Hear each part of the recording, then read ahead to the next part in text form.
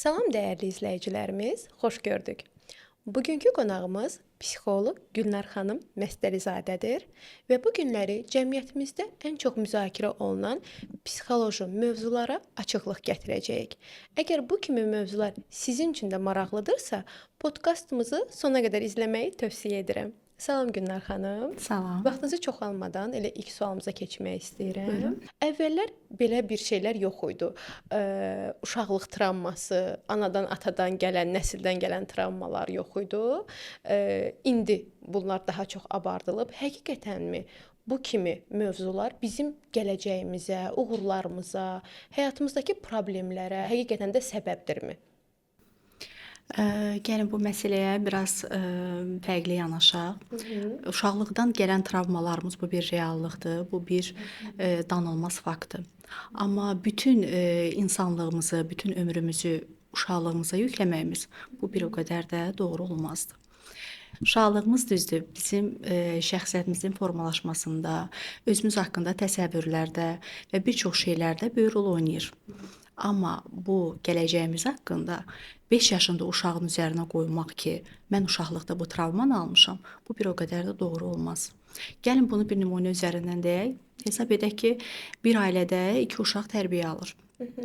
Hər ikisi davamlı filan kəsin uşağı belədir, səndən bir şey olmayacaq, səndə bu alınmayacaq kimi tənqidlərlə, tənbihlərlə böyüdürsə, uşaq böyüdükdə təbii ki, daim özünü doğrultmağa, özünü təsdiq etməyə kimi belə deyim, nüansların arxasıca qaçacaq. Və eyni ailədə eyni sözləri eşidən digər uşaq isə tamamilə fərqli bir xarakter göstərəcək ki, insanlardan ümumiyyətlə uzaq, tam müstəqil, soyuqqanlı bir şəxsiyyət kimi. Biz 2 fərqli xarakteri gördük, amma hər ikisinin arxasında bir qorxu dayanır. Yəqin ki, mən kifayət qədər yetərli olmayacam. Bəli. Və bu təsdiq, bu axtarış, bu özünü doğrultmaq sonsuz və uzun bir yol qədər uzana bilər. Yetərli olmayacam. Baxın, bura gəldik. Bu mənim üçün çox belə bir önəmli bir nüans idi. Yetərli olmaq daha çox indiki xanımlar mövzusunu sonra sizlə edəcək. Kişilərdə bunu daha çox hiss edirəm ki, yetərli deyiləm, ailəmə yetmirəm, yoldaşıma yetmirəm. Bu sadəcə maddi baxımdan deyil təbii ki. Oğlan valideynləri, daha çox oğul uşağı böyüdən valideynlər, oğlan ağlamaz, kişi ağlamaz, kişi dərdini gəlib kiməsə danışmaz, belə deyək ki, mentaliteti ilə böyüdürlər daha çox. Bu həqiqətən də travma kimi mi deyək, bu nüans həqiqətənmi təsir edirmi bu kişilərdə özünü yetərsiz kimi hiss etməyə? Təbii ki. Çox düzgün vurğuladınız ki, bizim üçün güc anlayışı, kişilərə öyrətdiyimiz güc anlayışı, kişi ağlamaz, kişi zəif ola bilməz, kişi müəyyən dövrlərdə kömək istəyə bilməz. Bəli. Amma çox təəssüf ki, bu heç də zəiflik deyil. İnsanın hər bir dövründə büdrədiyi, çətinliyi olduğu bir dövrlər olur. O hallar qadına aid olduğu kimi kişiyə də aiddir. Çünki qadın da, kişi də, hər ikisi də canlı varlıqdır və kişinin kömək istəməsi bu bizim cəmiyyətdə biraz tam belə deyim də qadınlar tərəfindən, mən hamını deməzdim, ümumi də götürsək böyük faizlə mənfi qarşılanır ki, kişi işdən çıxıb və gəlir evə, düşünür ki, mən ailəmi yetənə bilməyəcəm, mən ailəmi belə deyim də bəlli bir yerlərə çıxara bilməyəcəm və bu sıxıntılarla artıq o özünü yetərsiz hiss eləməyə başlayır. Amma bu dövrdə o yəni hər kəs kimi, hər bir canlı kimi, insan kimi mənə çətindir. Mən bu dövrdə bu vəziyyətdə əziyyət çəkirəm, çətinlik çəkirəm, dəstəyə ehtiyacım var. İstəyər psixoloji, istəyər doğma, fərq etməz. Çünki insan belə deyim, kənarda soyuq beyindən olanda məsləhətdir, yol göstərmək də asan olur.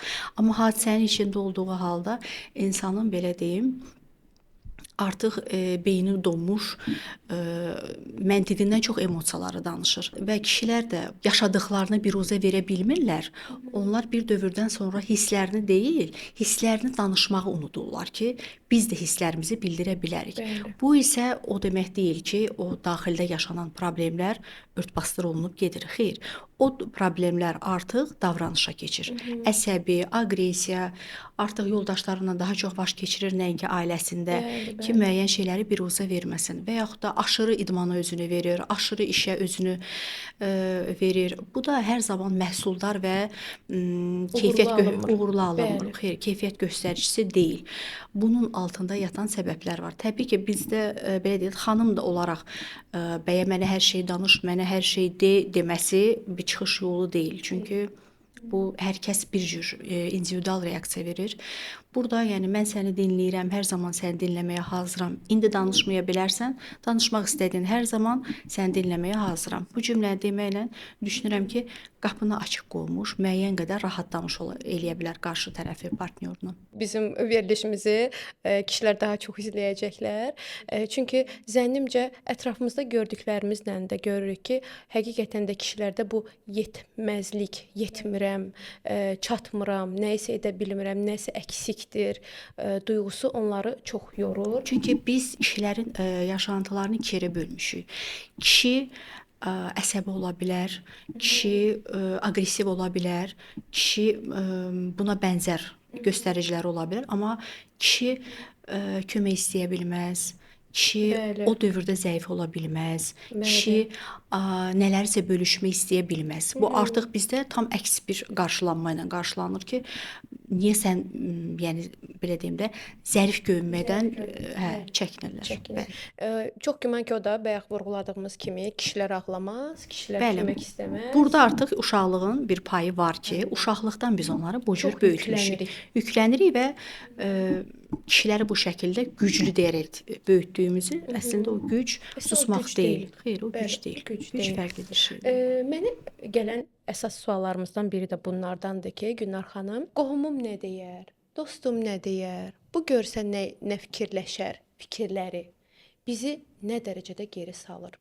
Uğurlarımıza, bu bizim atacağımız gözəl bir addıma və yaxud da verə biləcəyimiz hər hansı həyatımızla bağlı hər hansı bir qərarlara nə dərəcədə təsir edir? Görürük də, məsəl üçün xanımdır, ailəsində bir ciddi bir problem var. Bu insan ayrılıb özünə bir həyat qurmaq istəyir, amma qorxur ki, mən görəsən boşansam mənə nə deyərlər? Və yaxud da həmçinin bir kişidir, bir borc batağındadır. Bu insan bir biznesində bir borc batağındadır. Sadəcə qorxur kömək istəmək ki, görəsən mənə nə deyəcəklər? Görəsən mənə nə ad qoyacaqlar ki, bu insan uğursuz oldu, açdı bunu da batırdı. Bu bizə filan kəs nə deyər düşüncəsi bizi nə dərəcədə həyatımızda nələrdən geri salır? Bu dediyiniz baskılar həqiqətən də insanların həyatında çox istəkləri ilə seçimləri arasında böyük bir ziddiyyət yaradır. Baxın, insan olaraq, biz varlıq olaraq cəmiyyətdə müəyyən bir qrupa, müəyyən bir qəbul olunmağa, belə deyək də, özümüzə aid olan müəyyən bir məsuliyyətin qəbul olunması bizim üçün normal bir şeydir. Amma insanların, cəmaatın, qohum-əqrabanın bizim həyatımızda nə qədər təsir edəcəyi isə, bu artıq belə deyək, bizim özümüzdən və sual altında olan bir məsələdir ki, buna biz nə qədər icazə verəcəyik. Bəli. Bizim həyatımızda olan anamız, atamız, qohumlarımız, hər birinin fikri bizim üçün belə deyək, dəyərli və qiymətlidir. Amma bu o demək deyil ki, bizim fikirlərimiz bəzən tərs gələ bilər. Valideynimizə uyğun olan bizə uyğun olmaya bilər. Təbii Bir ki. ailədə böyüyüb fərqli seçimlər eləyə bilərik. Bu bir ailəyə qarşı tərs gəlmək deyil. Bu artıq yetkin bir insanların qərarıdır ki, mən səni dinlədim, məlumatı götürdüm, amma mən özümə uyğun qərar verməyi daha doğru bilirəm. Təbii ki, bunu yumşaq, səmimi bir formatda deməyimiz daha məsləhətli olardı.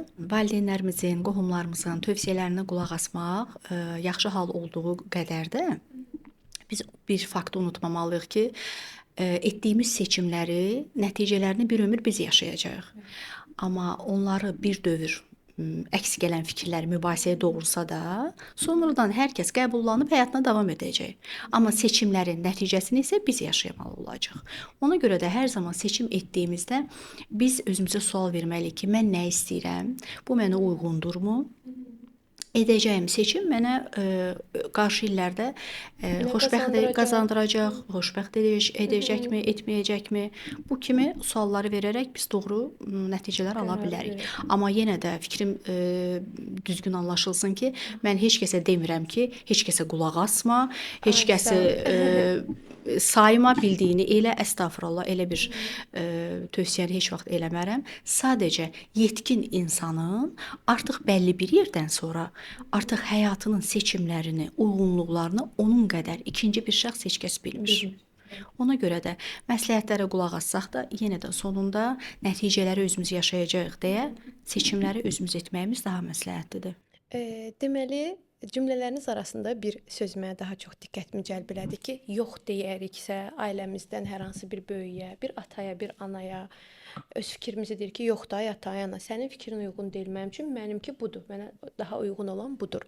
Və yaxud da hər hansı bir qohumumuza yox deyib o sərhədlərimizi qorumağa çalışanda bu bir belə deyək ki, qarşıdakı bu böyüklər üçün bir hörmətsizlik kimi sayılır əslində qalanda. Amma biz bunu hörmətsizlik etmədən öz sərhədlərimizi, öz o kənarımızı necə qoruya bilərik ki, həm qarşımızdakına hörmətsizlik etmək, həm də o öz sərhədimizi qoruyaq və onlara düzgün anladaq ki, ay ata, ay ana, bu əslində qalanda mənim fikrimdir və bu mənim üçün daha doğrudur. Hətta mən yıxılsam belə durub daha güclü halda davam edəcəm. Bəli, burada vacib məqam olan şəxsi sərhədlərimizi doğru müəyyən etməkdir. Şəxsi sərhədlər nə deməkdir? Şəxsi sərhədlər, yəni hər kəsin özünə uyğun olan formatda müəyyən olunmuş olarlar və olmazlardır. Bəli. Baxın, belə bir təsvir eləyin ki, bizim evimizə istəyən insanlar gəlir, gedir. Biz onları çox istədiyimizdən evin qapısını kənara qoymuruq. Evin qapısı istədiyimiz insanların gəlib getməsinə mane olmur. Amma o qapını biz özümüzü qorumaq üçün qoyuruq, düzdürmü? Şəxsi sərhədlər dediyimiz qarşı tərəfin inciməsi, qarşı tərəfin bizi qəbul eləməsi, bunlar normal reaksiyalardır. Əslində biz insanlar bizi istifadə etməyə bacarmayanda, bizi istədikləri şəkildə idarə etməyə bacarmayanda müəyyən bir narazıçılıq ortaya qoyulur. Manipulyasiya deyək də Bu buna manipulyasiyadır, bəli, bəli. Bu hardasa manipulyasiya halları demək olar. Ona görə də bu hallar yaşandığı halda narahatçılığa səbəb yoxdur. Biz sərhəddi qoymuruq ki, hər kəsi razı salaq. Bizim şəxsi sərhədlərimizin qarşı tərəfi narazı salması normal bir şeydir. Biz məsuliyyət daşıyırıq qarşı tərəfə hörmətlə yanaşmağı, biz məsuliyyət daşıyırıq qarşı tərəfin hörmətsizlik etməmək, təhqir etməmək, hansısa aşağılayıcı bir davranış nümayiş etdirməmək kimi məsələlərə biz məsuliyyət daşıyırıq. Amma qarşı tərəfin, belə deyim, bizim hansısa doğrularımıza, həqiqətlərimizə, uyğunlarımıza qarşılıq vermirsə, razılıq vermirsə, buna qeyri-adi yanaşırsa, biz buna artıq məsuliyyət daşımırıq. Və hər bir şeyin də təbii ki, davranış qaydaları var. Hər bir insanın davranış qaydası olduğu kimi biz də valideynlərimizdir, yaxınlarımızdır, qəlbini qırmaq istəmədiyimiz insanlara onları dinlədiyimizi, onlara fikirlərinin bizim üçün önəmli olduğunu, amma seçimlərimizin bizim üçün çox belə deyim də vacib rol oynadığını yumşaq şəkildə göstərməyi də öyrənməliyik. Deməli, Günər xanım, söhbətimiz o qədər maraqlı gedir ki, əslində qalanda istəmirəm tamamlansın. Bu mənim özümə maraqlı bir sualdır əslində qalanda, izləyicilərimizdən gələn sual deyil. Deməli, belə bir fikir var ki, əgər kimisə daha çox sevirsə, onu daha çox qoruyursa, onu daha çox qaçırsa, o insan bizim üçün maraqsız gəlir. Amma kimsə bizə biraz pis davranırsa, biraz məsafəli davranırsa, biraz belə necə deyim sizə, bizimlə soyuq bir münasibət saxlayırsa, o insan bizə daha çox maraqlı gəlir və o insanı qazanmağa çalışırıq. Və qazandıqdan sonra da o insan da öz marağını itirir. Bu hansısa bir psixoloji bir problemdirmi, hansısa bir psixoloji bir problemin göstəricisidirmi və yaxud da həmin insanın bir travmasının bir göstəricilərindən biridirmi? Baxın, bu mənim üçün çox maraqlıdır. Baxın, bizim seçdiklərimiz hər zaman bizə doğru partnyorlar sayılmır. Bəlli bir şeylər var ki, beyin hər zaman özünə tanış olan modeli seçir. O da gedir bizim hardasa keçmişimizə, ailəmizdə olan qeyri-stabil sevgidən, bir gün isti, bir gün soyuq, bir gün bol sevgi, bir gün əksi sevgi verildiyinə görə biz böyüyəndə də artıq belə deyim, normal, sağlam, sakit münasibətləri artıq beynimiz bizim öyrəşmədiyi üçün qəbul eləmir. Hətta o münasibətləri xaos kimi qəbul Xaos, eləyir. bəli. Bəli, xaos kimi qəbul eləyir. Ona görə də beynimizin belə deyək, bu bir beyin oyunudur. İnsan belə deyim, daim bu şəraitdə böyüyən insanlar daim enişli yoxuşlu münasibətləri seçir ki, belə deyim də, əgər o məndən kontaktını kəsibsə, demək ki, mən kifayət qədər yaxşı deyiləm. Demək ki, mən ona yetinmədim. Demək ki, qarşı tərəfi mən özümü doğrulda bilmirəm. Demək ki və sairə və axır kimi suallar yaranır. Və bu da belə davam etdikcə də insan gün ərzində münasibətini daha çox düşünməyə başlayır. Və daha çox münasibəti düşündüyü üçün də o elə düşünür ki, bu insan mənim həyatımda rolu, təsiri çox böyükdür. Amma əslində isə bu qarşı tərəfin dəyəri ilə asılı deyil. Bu da gizli bir manipulyasiyanın göstəricisidir ki, insan isti, soyuq, yaxın, uzaq münasibət göstərdikcə insanın elə bir beynində davamlı işləməyə məcbur eləyir. Və ona görə də insanlar bəzən ona tanış olan modelləri seçirlər. Tanış olmayan modeli seçmirlər. Çünki körpəliyindən Belə bir xaotik bir Bəli, ailədə isti, böyüyüblər. soyuq, gəlim, gedim və bəzən də bilirsiniz nə də olur? Bəzən insanlar partnyorunu öz dəyərini ölçmək üçün seçirlər ki, Mən sizə bir sual verəcəydim. hə, öz dəyərini ölçmək üçün seçir ki, görən bu məni bəyənsə, demək ki, mən kifayət qədər gözələm. Ego tatmini deyirlər. Bu Bəli, türk bəli, dilində bəli, belə bir ego, şey var, bəli, tatmini bəli, egosunu deyirlər. elə bir köklüyür. Əgər o mənə qarşı gəlsə, deməli mən kifayət qədər yetərliyəm. Yəni əyərlərlə seçimlərini eləyir. Amma sağlam münasibət qarşı tərəfin istəkləri üzərində qurulmamalıdır. Sağlam münasibətdə insan bu partnyor mənə uyğundurmu? Bu partnyorla mən düşüncələrim, həyata baxışım, irəliləyəcəyim yollar mənə uyğundurmu? Mənə maraqlıdırmı? Mənə belə deyim, xoş təsir eləyirmi? Öz istəkləri üzərindən münasibətini qurmalıdır. Bax, sağlam münasibət dediyimiz bu şəkildə qurulur. Qarşı tərəflə deyil, öz istəkləri ilə. İstəkləri ilə qurulur. İndi sizə bugünkü dövrün gənclər arasında yaranan bir problemi haqqında istəyirəm sual vermək. Məsəl üçün iki partnyordur. Sevib ailə qurublar, gənc ailədirlər. Ailədə hər söz-söhbət olduğu müddətdə hər birimizin ətrafı var, artıq bilirik də rəfiqələrimizlə söhbət edəndə onların ailəvi problemlərini az da olsa artıq bilirik.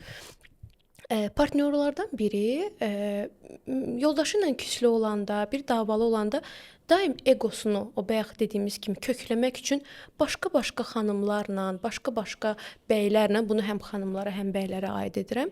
Onlarla daim yazışaraq, öz gözəlliyini mi deyim, öz yaraşığını mı deyim, yenə deyirəm, o egonu tatmin etmək üçün bağlı.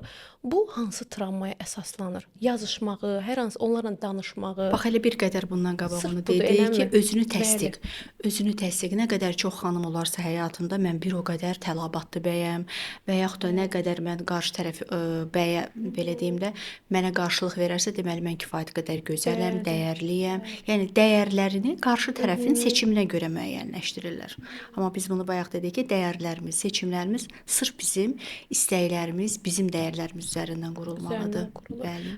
Günel xanım, bu toksiklikdir yoxsa narsistlikdir? Yoxsa travmadır sırf? Mən sizə desəm ki, burada hər birindən var. Var. Hər birindən var, üçündən də var. Ona görə biz onu konkret diaqnoz qoyaraq, bilirsiniz, bir davranışa görə diaqnoz qoymaq və yaxud da etiketləmək bu doğru bir şey deyil. Yəni psixoloji yanaşma o qədər bəsit bir şey deyil ki, insan bugün aqressiv oldusa, bugün yanlış seçim etdisə, demək ki, bu artıq travma yaşayır. Bəli. Demək ki, bu artıq toksik münasibətdədir. Xeyr, bu artıq bəlli bir yol bu izlənilməlidir, baxılmalıdır. Ondan sonra artıq Diaqnoz qoymaq olur. Seanslarla. Bəli. Amma hər bir qısa davranış üçün etiketləmək doğru yanaşma deyil. Amma bunları seanslarınızla deyək, müalicə metodlarınızla bu insanları həqiqətən də doğru, sağlam münasibətə hazırlamaq mümkündürmü? Baxın, psixoloji yanaşma ümumiyyətlə terapiya elə bir şeydir ki, insan özünün fərqində olduğu zaman, dəyişmək Bəli. istədiyi zaman dəyişir. Yəni biz onun qoluna girib gətirək ki, sənin psixoloqa ehtiyacın var, sənə gözəl təsir eləyəcək və yaxud bugünün tendensiyası, hər kəs psixoloqa gedir, bu bir dəbdir kimi yanaşmaqla biz heç bir nəticə əldə eləməyəcəyik. Dəfələrlə mənim seanslarımda da olub, ailədə tutaq ki, psixoloji dəstək alıb yaxşı nəticə alan insan artıq bir marağa gəlir ki, görüm mənə necə olacaq Mənə orada? nə olacaq? Bəli. Bəli, orada heç bir yaxşı nəticədən biz Söz gedə bilməz. söz gedə bilməz. Çünki insan fərqinə vardığı vaxt, hiss edəndə ki, mən artıq dibdəyəm, artıq həyatım istədiyim istiqamətdə deyil, tamamilə fərqli istiqamətdə, beynimin modelləşmiş travmaları istiqamətində gedirsə, o zaman gəlir ki, artıq stop. Mən olduğum yerdən daha fərqli yerlərdə olmaq istəyirəm. O yerlərdə olmaq istəyiriksə də biz artıq həyata baxışımızı, münasibətə baxışımızı, hadisələrə davranışımızı, yanaşmamızı dəyişdiyimiz halda artıq nəticələr də dəyişməyə başlayacaq. Bayaq elə mən sizə qeyd etdim ki, mən artıq o dəyişmək istədiyimi, artıq həqiqətən də ülviyə olmaq istədiyimi fərqində olduğum andan həyatımı sanki deyil də xeyli dəyişmişəm. Psixoloji kitablarla, belə psixoloji mütaliələrlə, belə psixoloji videolarla filan. Düzdür, psixoloqa hələ çox getməmişəm, amma ola bilər ki, sizlə əlaqə saxlayım. Çünki özümdə hələ də həll edə bilmədiyim, hələ də özümdə o cavabını tapa bilmədiyim suallarım var və çox böyük bir ümidim var ki, onu sizlə birlikdə tapa biləcəm. İnşallah, Ülviyə xanım. Onun Çox üçün də sevindim bir maraqlı bir sizinlə bir kadr çəkərik, Allah qoysa. İnşallah. Mən sevindim ki, yaxşı nəticələr götürmüsünüz, həyatda yanaşmalarınızı dəyişərək daha xoşbəxt, daha məmnun bir yerlərə gəlib çıxmısınız. Ona görə bayaq mən vurğuladım ki, psixologiya ümumiyyətlə insanın həyatında bazı biliklərinin olması mütləqdir. Həyatın istənilən sahəsində. Gələn suallardan biri panik atakla bağlıdır. Gənclər arasında çox yayılıb. Panik atakdır, sonra bu qəlbin sıxışmasıdır, birdən-birə öləcək hissi, ürək döyüntülərinin artması, sonra titrəmə filan kimi belə bir necə deyim, narahatçılıqlar çox yayılıb. Daha çox gənclər arasındadır özdə bu. Ciddi müalicələr alırlar, antidepressantlar filan qəbul edirlər. Siz bir peşəkar kimi bu problemi yaşayanlara ilkin yardım olaraq nə məsləhət görürsünüz ki, həmin atak gəldiyində ilkin olaraq onlar hansı addımı atmalıdırlar ki, o həmin dəqiqə o atakı sakitləşdirsinlər.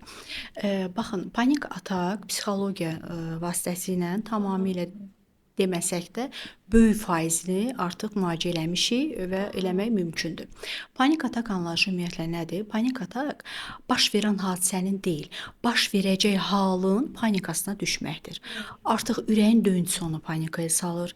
Artıq nəfəsin nəfəsin gərginləşməsi onu artıq panikaya salır, təşvişə salır və belə deyim, pasientlər gələndə biz onlara təbii ki, biz hər zaman onların yanında ola bilmirik, amma yanında ola bilmədiyimiz hallarda belə deyim də beynin birinci halda bizim beynimizi sakitləşdirməyimiz üçün beynimizi yayındırmalıyıq.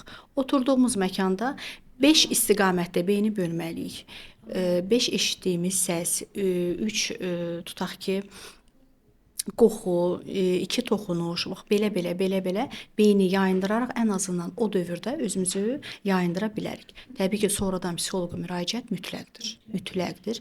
Çünki onun fəsadları, nəticələri hətta intihar hallarına belə gətirib çıxaran nəticələr var, bəli. Panik atak xəstəlikdirmi, yoxsa bu bir Psixoloji xəstəlikdir? Psixoloji xəstəlikdir, bəli. Yəni bunu sadəcə seanslarla deyil də istənilən halda bu dərman Bu uzun müalicəsi. müddətli bir müalicədir, uzun müddətli. Bizim təbii ki, dərman yazmaq kimi icazəmiz yoxdur. Psixiatra gedərək, paralel də psixoloqa gedib gözəl nəticələr alması mümkündür. Mümkündür. O zaman sonuncu sualımı verirəm sizə. Əsasən bizdə belə bir fikir var da, bu bizim üçün normaldır, bizim adətimiz belədir, mentalitet bizdə belədir, düşüncəsi. Gənclərimiz üçün, artıq gənclərimiz üçün belə bir məsləhət olacaq. Bu gənclərimizi nə dərəcədə yorurmu desək, yeriyəmi salır? Bu mentalitetdən nə dərəcədə kənara çıxıb, nə dərəcədə doğru istifadə etməlidirlər ki, həyatlarındakı uğurlara daha tez və daha vaxtında çatsınlar? Yenə də təbii ki, bunun kökündə insanın ilk növbədə özünü tanımasıdır. O mentalitet dediyimiz, o cəmaət dediyimiz, bax belə hallarda mən birinci sual verirəm ki, bu cəmaət dediyin kimdir? Kimi sayacaq? Ailəsini, xalasını, bibisini, qohumlarını, qonşularını, iş yoldaşlarını. Demək ki, 3-5 insandan ibarət olan bir cəmiyyət artıq dönüb bir insanın, belə deyim, beynində bir komissiyaya. O hansısa qərarını vermək istəyəndə o komissiyadan keçməlidir. Görəm mən ondan istəklərim doğrulacaqmı, razılıq alacağammı, yoxsa almayacağammı? Amma yenə də deyirəm, burada şəxsi sərhədlər dediyimiz çox vacib bir məqamdır. Şəxsi sərhədlərimizi doğru şəkildə müəyyən etməyimiz üçün də biz ilk növbədə nə istədiyimizi bilməliyik. Bəli. Ki, qarşı tərəfə də o mesajı verək ki, mənimlə belə olar, mənimlə belə olmaz, mənə bu qədər yaxın gəlmək olar, bu qədər yaxın gəlmək olmaz. Yəni bu mesajları verdiyimiz halda artıq cəmiyyət dediyində, artıq qonum-qonşu dediyində təsiri sənə bir o qədər də artıq yaxın gələ bilməyəcək. Xeyr. Daha incitməyəcəkdir, daha maraqlı. Bəli, Daha bəli, maraqlı bəli. yaradacaq Çünki ki- biz onların düşüncələrini idarə eləyə bilmərik, amma onların bizim həyatımızdakı rolunu idarə eləyə bilərik. Bu həm də bir enerjidir də, sanki enerji göndərirəm ki, Təbii ki, bu inanın ki, bunu qarşı tərəf artıq anlayır. Bəzən sözlərlə, qışqırıqla bunu ifadə etməyə ehtiyac yoxdur. Artıq bir davranış artıq o mesajı verir. Üz mimikası, bədən dili, bir davranış, geri çəkilmə, məsafə, bunlar hamısı şəxsi sərhədlərin göstəriciləridir. Hər şey cümlə ilə deyil. hamısı cümlə, hamısı belə də ki, həm üz ifadəmiz, həm bədən Bəli, dilimiz. bunlar bir kompleks Bəzən şəklində danışmadan belə insana o təbii ki, hansı həddə dayanmalı olduğunu göstərir. mükəmməl olaraq Mütləq o göstərir. qarşı tərəfə mesajı o anlayır insan. Heç ayrılmaq istəmirəm sizlə. Söhbətimiz çox maraqlı oldu və İçimdə həddən artıq çox suallar var. Sadəcə nəzərə alsaq ki, sizin vaxtınızı çox ala bilmirəm. Sonuncu cümləniz bizim izləyicilərimizə nə olar? Bir motivasiya üçün, bir həyatda uğurları üçün, necə bir belə bir qısa bir belə deyirlər, bir həyat cümləsi. Nə ola bilər ki, bir sağollaşma cümləsi olsun? İlk növbədə özlərini tanımaq öyrənsinlər. Yəni özlərinin kəşf etməkdə yorulmasınlar, davam etsinlər. Yəni özlərini fərd kimi, individual yanaşma kimi görsünlər.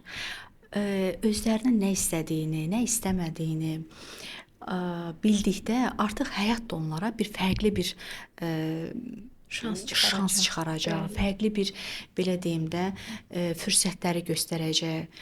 Ona görə də belə deyim də xoşbəxtlik anlayışı, bunlar hamısı ani yaşanan bir şeylərdir. Amma onları görmək üçün isə bizim artıq fərqli baxış bucağımız lazımdır. Ona görə də hər bir şeyin kökündə insanın özünü tanımasıdır. Əgər tanıya bilmirlərsə, çətinlik çəkirlərsə, hardan başlayacaqlarını bilmirlərsə, təbii ki, bir mütəxəssisə müraciət etməkləri tam doğru olardı. Mütləqdir. Çox təşəkkür edirəm bu günə görə. Həddən artıq çox xoş oldu mənim üçün. Benim Qarşılıqlıdır. izləyicilərimizin suallarını versəm də arada bir öz suallarımı da sizə yönəltdim. Çox sağ olun ətraflı Xoş oldu, cavablarınız çox sağ üçün. olun. Bugünkü verilişimizin sonuna gəldik. Əminəm ki, bu podkastımız hər biriniz üçün çox-çox maraqlı olacaq və bizi YouTube-da izləməyi, həmçinin like edib videolarımıza rəylərinizi bildirməyi və gələn verilişlərdə hansı həkimlərimizlə, hansı mütəxəssislərlə birlikdə çıxış etməyi istəyirsiniz, onu bildirə bilərsiniz.